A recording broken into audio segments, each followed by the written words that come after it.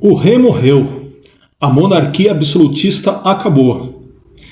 Era república e o povo estava finalmente livre, certo? Errado. No vídeo de hoje você vai ver como a Inglaterra saiu de uma monarquia absolutista para uma república puritana ditatorial, que, de tão rígida, proibiram até o Natal. E você vai ver também como que depois de uma reviravolta, a Inglaterra derruba essa república e se torna aquilo que ela é hoje, uma monarquia parlamentar democrática. Se liga na nossa aula de hoje aí, meu querido e minha querida, e vem comigo. Salve, salve pessoas! Hoje a nossa aula é sobre a segunda grande revolução inglesa do século XVII, a Revolução Gloriosa. Ô glória! Por que a segunda, professor? Porque teve a primeira. Qual foi a primeira? A primeira foi a Revolução Puritana, que eu te convido a assistir o vídeo da Revolução Inglesa parte 1. Mas se você chegou aqui agora, não vai ficar fora de contexto. Vamos lá relembrar algumas coisinhas, tá? A Inglaterra, até a metade do século XVII, até o ano de 1649, ela foi governada por dois reis da dinastia Stuart, família Stuart, de origem escocesa. Primeiro o rei Jaime I e depois seu filho Carlos I. O que esses dois reis tinham em comum? Algumas coisas. Primeira delas, eram reis centralizadores, que queriam todo o poder nas suas mãos, todas as decisões praticamente saíam apenas deles. E a Inglaterra tinha uma outra instituição, o parlamento eleito, que seria mais representativo, uma vontade um pouco mais democrática da sociedade. Pouco mais naquela época, tá? Por quê? Porque o parlamento era formado principalmente por uma classe social, que era a burguesia, a alta burguesia, proprietários de terra. Então não é que era tão democrático assim, mas já tinha um contrapeso. Só que os reis, eles queriam todo o poder para eles. Esses reis também queriam impor uma outra coisa, a religião deles, a religião anglicana, muito forte na Inglaterra, mas temos que lembrar que a Inglaterra também tinha a religião católica e uma outra religião protestante, que era o puritanismo, da qual grande parte desses comerciantes burgueses eram adeptos. Eles não aceitaram todos esses desmandos, principalmente do rei Carlos I. Aconteceu uma guerra civil, a Revolução Puritana. Em 1649, o rei perde sua cabeça e começa uma nova fase na Inglaterra, uma república, comandada pelo líder revolucionário republicano Oliver Cromwell. Ele, a princípio, seria o cara que traria ares democráticos para o país, mas não foi isso que aconteceu. O Oliver Cromwell ele governou até 1658, quando morreu, e aí o governo passou para o seu filho, já que ele era hereditário, o seu filho Richard Cromwell, que eu vou falar daqui a pouquinho, tá? Mas o Oliver Cromwell ele também criou medidas positivas para a Inglaterra. Ele estimulou o comércio marítimo, ele ampliou as suas colônias na América, fortalecendo o Império Britânico, ele praticamente colocou o liberalismo econômico. A economia inglesa ela foi de vento em popa, se tornando a maior potência mundial na época. Então, mesmo perseguindo opositores, o Cromwell conseguiu o apoio de grande parte da população, principalmente da burguesia e dos proprietários de terra, que se beneficiaram com o acesso a terras confiscadas dos inimigos lá da primeira revolução, os derrotados que tiveram suas terras tomadas e que agora foram vendidas para os burgueses que podiam lá criar as suas ovelhinhas, os seus carneiros e ser grandes exportadores de lã principalmente. Ô meu querido, quando eu falo que aconteceu uma ditadura ela se pauta por algumas coisas, como por exemplo, você impor aquilo que é do seu interesse sem dar ouvidos ou uma parte pelo menos de participação aqueles que pensam diferente de você.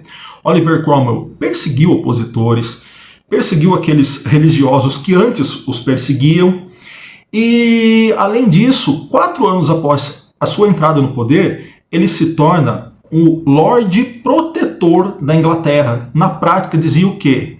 Que agora ele era o governante vitalício para a vida toda e hereditário do país. Ou seja, se tornou praticamente um rei absolutista sem coroa, aquilo que ele tanto lutou contra na Revolução Puritana.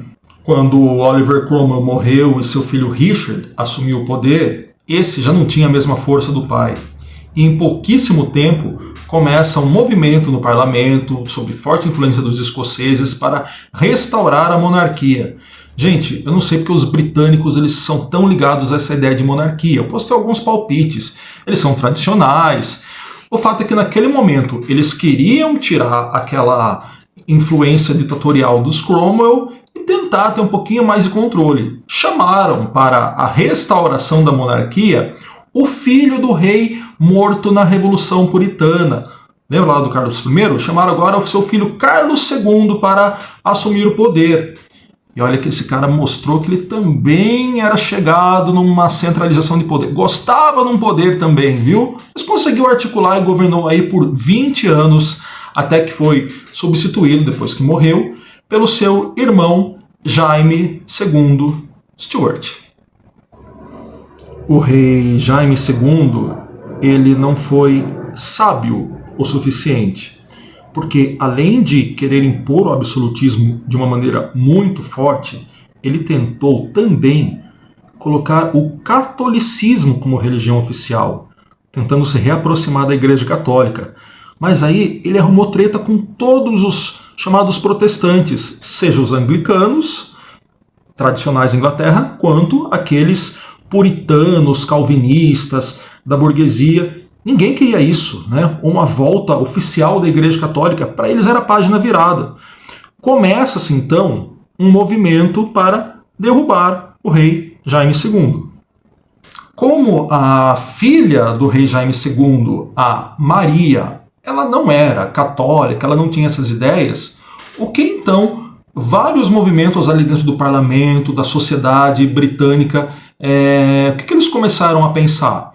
Vamos fazer um atalho para colocar a filha do rei no poder. Pelo menos ela não tem essas ideias de restauração do catolicismo e a gente pode controlar qualquer ímpeto centralizador, absolutista da jovem Maria. Como que isso seria feito? Bom, Maria ela vai acabar se casando com um nobre holandês, Guilherme de Orange. E o parlamento, então, vai combinar com os dois para que eles assumam o poder na Inglaterra.